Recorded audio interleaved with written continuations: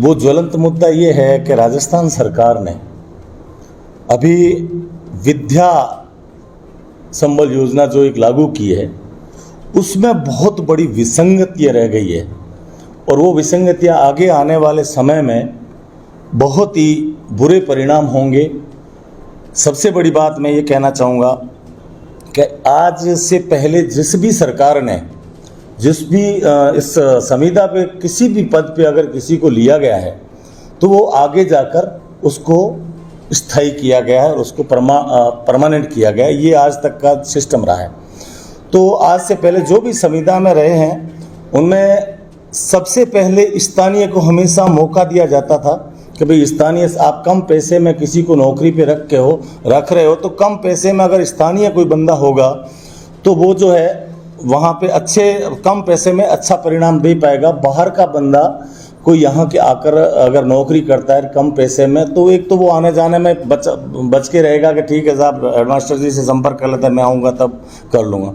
और स्थानीय लोगों के साथ में बहुत बड़ा धोखा हो जाता है। सबसे बड़ा धोखा ये होता है कि एक तो यहाँ के स्थानीय जो लोग हैं वो नौकरी से वंचित हो जाते हैं, रोजगार से वंचित हो जाते हैं। और दूसरा जो स्थानीय लोगों को नौकरी तो एक रही जाती है, बाकी जब कोई दूसरा बाहर का लगता है वो कुछ समय बाद में अपना स्थानांतरण या कुछ करके वो चला जाता है।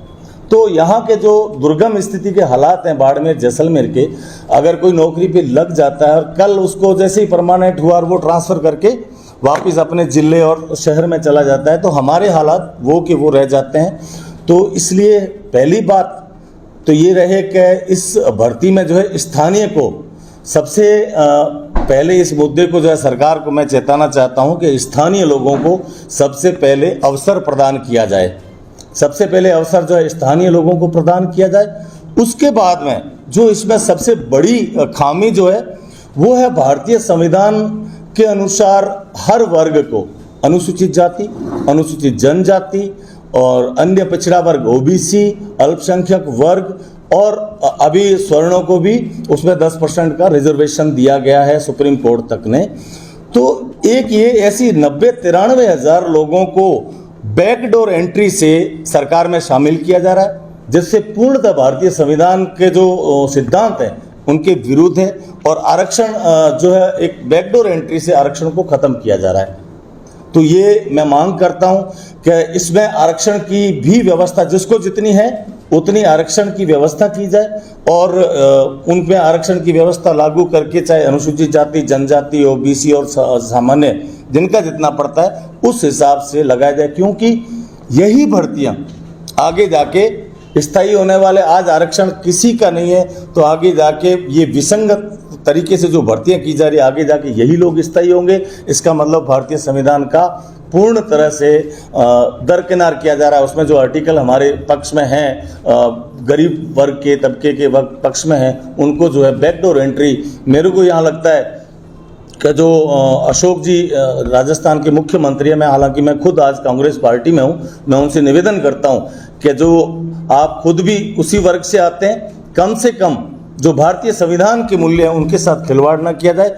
जिनका जितना हक है वो आरक्षण को लागू किया जाए, क्योंकि पहले आप खुद ही कहते हैं कि साहब अडानी जी आ गए हैं तो वहाँ सारे ख़त्म हो गए। तो अडानी जी राजस्थान में भी आ गए हैं तो वहाँ ये स्थितियाँ अगर पैदा हो रही है तो ये उसमें बाकी लोगों से कोई फ़र्क नहीं पड़ता, चाहे बीजेपी हो चाहे कांग्रेस हो। जिसका जो हक है वो कानून और संविधान के तहत जो हक प्रदान किया गया वो मिलना चाहिए। आरक्षण की व्यवस्था इसमें लागू होनी चाहिए। अगर आरक्षण की व्यवस्था लागू नहीं होती है तो मैं एक आम नागरिक होने के नाते आम जनता, बाड़मेर की जनता और आम लोगों से मैं निवेदन करूंगा कि स्थानीय के मुद्दे को लेके, आरक्षण के मुद्दे को लेके आप जो हैं, हम कल नहीं परसों 10 तारीख को जो है एक बड़े स्तर पे हम जो है इसमें जिला कलेक्टर महोदय को ज्ञापन देंगे, सरकार को और राज्यपाल महोदय को, कि जो ये आरक्षण व्यवस्था है इसको आप लागू करें, क्योंकि आने वाले समय में ये धोखा है, इसको जो है चेताएंगे। अगर नहीं मानेगी तो हम बड़ा आंदोलन भी कोशिश करेंगे कि भाई स्थानीय लोगों को मौका ना मिलना और आरक्षण के साथ जो है गलत तरीके से उसको दरकिनार करना आरक्षण को, इन चीज़ों को लेकर हम जनता को जगाएंगे और बड़ा आंदोलन भी करेंगे। और लड़ेंगे भी और इस हक को हम लेके रहेंगे। और ये तो है राजस्थान सरकार की बात। कुछ योजनाएं जो है केंद्र सरकार की है वो बाड़मेर के लिए स्पेशली हुआ करती थी बैकवर्ड होने की वजह से। जैसे एक BRGF, मैं पहले सरपंच था और BRGF और BADP दोनों योजनाओं में हमने वहाँ काफ़ी बिल्डिंगें बनाई, हॉस्पिटल बने, आंगनवाड़ी केंद्र बने, रोड बने और बहुत सारी बिल्डिंग हमें BADP और BRGF में बनाई थी जो बाड़मेर जैसलमेर बॉर्डर एरिया को विशेष तौर से मिलती थी। वो केंद्र सरकार की ओर से बंद की गई। ये बाड़मेर की जनता के साथ में बहुत बड़ा धोखा है। इस धोखे के लिए हम केंद्र सरकार को भी ज्ञापन देंगे और इन मुद्दों को लेके हम जो है आज आप लोगों को तकलीफ दी है कि बाड़मेर की लोकल मुद्दे हैं, इन लोगों के लिए लड़ना हमने तय किया है कि हम 10 तारीख को जो है इकट्ठे होंगे, एक कमेटी बनाएंगे, अच्छे तरीके से हम ब्लॉक स्तर पे जाकर राजस्थान लेवल पे भी लड़ना पड़ेगा या ब्लॉक स्तर पे जाकर लड़ना पड़ेगा तो हम लोग लड़ेंगे। आम जन संघर्ष समिति बाड़मेर आम जनता की तरफ से होगा, ना उससे कोई भाई कांग्रेस हो चाहे BJP, हम केंद्रीय सरकार में BJP उसके जो भी हमारे हक मारे उनकी बात करेंगे बाड़मेर जिले की। अगर राजस्थान की सरकार हमारे हकों के साथ कुठाराघात करेगी तो हम उनसे भी लड़ेंगे।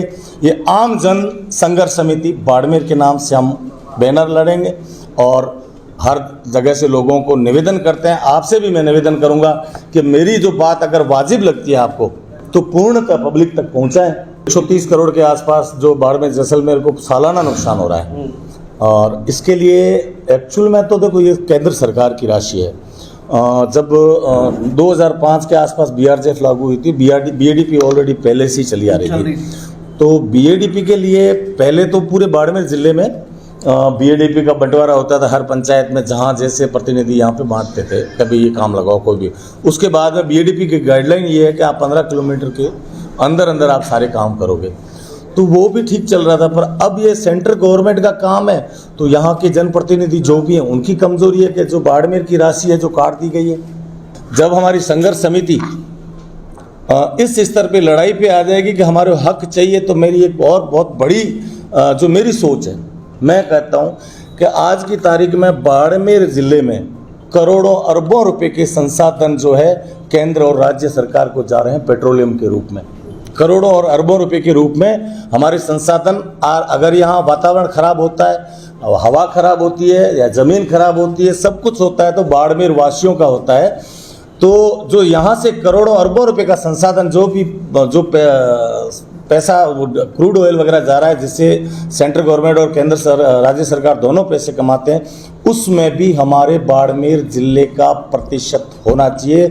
जितना पैसा हमारे को वापस बाड़मेर जिले में लगना चाहिए, ये हमारी संघर्ष समिति का बहुत बड़ा मुद्दा रहेगा आगामी तौर पे। अगर करोड़ों रुपए जाते हैं तो हमारा 10% से 20% हमारी राशि बाड़मेर जिले में लगनी चाहिए। बाड़मेर का पैसा है, आप दूसरी जगह लगा रहे हो, दूसरे स्टेटों में लगा रहे हो, तो कम से कम जिस जमीन से वो पैसा निकल रहा है उस जमीन पे तो लगाओ, चाहे खेती पे लगाओ, चाहे आप उसके डेवलपमेंट के लिए लगाओ, हॉस्पिटल के लिए लगाओ, एजुकेशन के लिए लगाओ। आप एक राशि, मैं निवेदन करना चाहूँगा, मांग करता हूँ केंद्र सरकार से कि एक राशि 10 से 20% के आसपास जो आपका फायदे की जो फायदा होता है उस फायदे का परसेंटेज जो है बाड़मेर को हिस्सा मिलना चाहिए।